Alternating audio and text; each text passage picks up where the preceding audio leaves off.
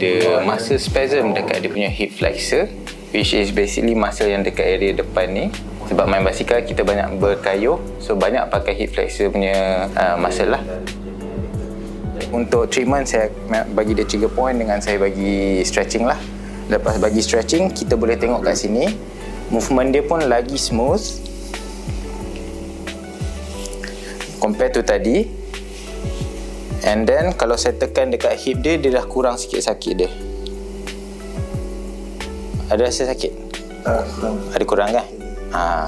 Untuk hilangkan muscle spasm ni, first of all relief dengan massage.